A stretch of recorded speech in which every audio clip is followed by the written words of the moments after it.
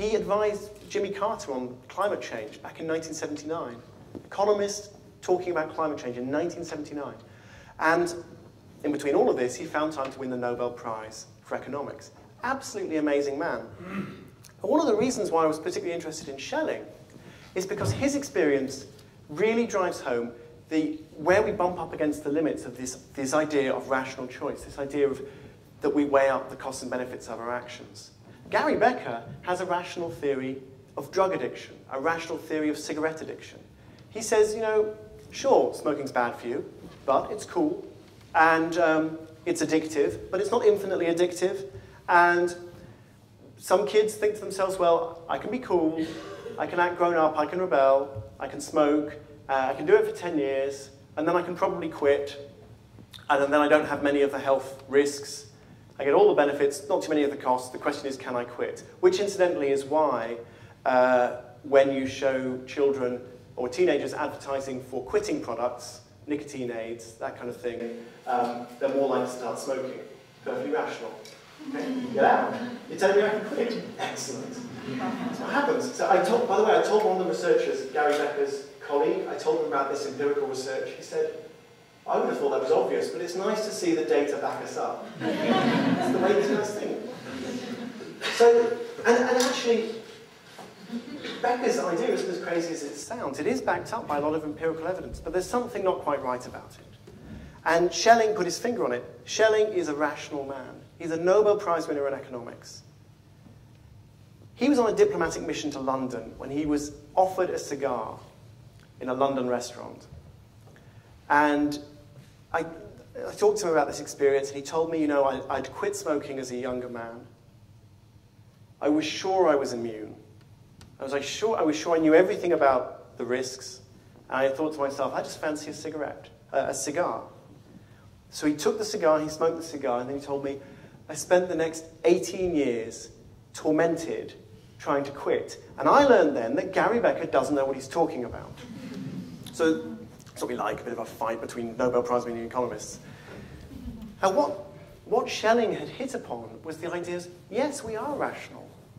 We have our inner Mr. Spocks, but not all the time. He understood because he studied negotiations, because he studied these battles and these bluffs. He said, you know, the best way to think about this is I'm at war with myself. I'm fighting a battle with myself. I'm negotiating with myself. And I'm setting myself ultimatums, threats, bluffs, promises. That's where he came from. And he thought to himself, that's a war I can win. Unfortunately, he was fighting himself, so it took him 18 years to win victory. But he had his inner Homer Simpson and his inner Mr. Spock at war with each other. This is the kind of research that is being backed up more recently by these young Turks of economics. Let me give you just one brief example. So, these are economists based in London, invited some students to participate in a survey. Students filled out the survey. The survey's a bluff, by the way. The survey is always a bluff. If you ever do this research, they'll give you a survey to fill out. They're lying. That's not what they're really researching. So you fill out the survey, and then after the survey, the economist would say, thank you for helping us with our research. As a token of our appreciation, we'd like to give you a snack. What would you like? Fruit or chocolate? The students, being human beings, mostly chose chocolate. There's nothing irrational about that, okay? Chocolate tastes nicer than fruit. You know it's true. Fruit is better for you than chocolate. It's a trade-off, okay? Here's what's strange, though, because the economists sometimes varied the protocol, and they sometimes said, thank you for filling in our survey. We'd like to give you a snack next week as a token of our appreciation. So what would you like to bring, and what would you like us to bring you next week? Fruit or chocolate?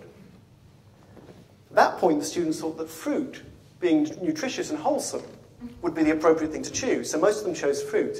And when the economist turned up a week later with the fruit and a Mars bar and offered them the chance to swap, the students realized that they had, of course, been completely insane the previous week to think that they would ever want to eat the fruit. And they often swap. Now, that's not rational. That is the war between the inner Mr. Spock and the inner Homer Simpson. By the way, it's not just devoted to foodstuffs. This is true for films as well.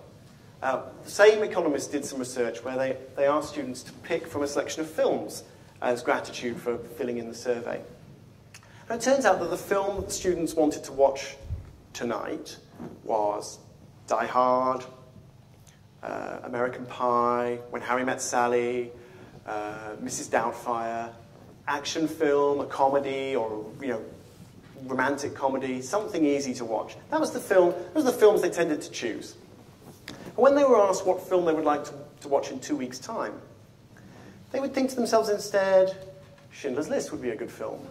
Three Colors Blue, Kieslowski's Polish masterpiece. Kurosawa's Rashomon. Not translated, of course, it would have to be subtitled, so we could appreciate the tones of the original Japanese. Rashomon, yes. Won every prize going in Cannes in 1960. Established Akira Kurosawa as the greatest director of the 20th century. Put Japanese cinema on the map. In fact, reinvented the whole grammar of the movies. If I were to watch Rashomon, I would become a better and more cultured person for the rest of my life. I will watch Rashomon. 2 weeks later, the Economist would show up with Rashomon and Mrs. Doubtfire. And the students would realize at that point that really what they wanted to watch was Robin Williams with his breasts on fire. Now, I talk in the book about how much credence we should give to this sort of laboratory-based experiment, how realistic it is. But I think this one you've got to believe because you watch yourself doing this every day. And Schelling watched himself doing it every day. But he said to himself, we do have that rational side. And if we can structure our choices so that the rational side of us is in control, can pre-commit, then we can behave rationally after all. Even when it comes to smoking, even when it comes to dieting, even when it comes to watching cultured movies, we can put Mr. Spock in control.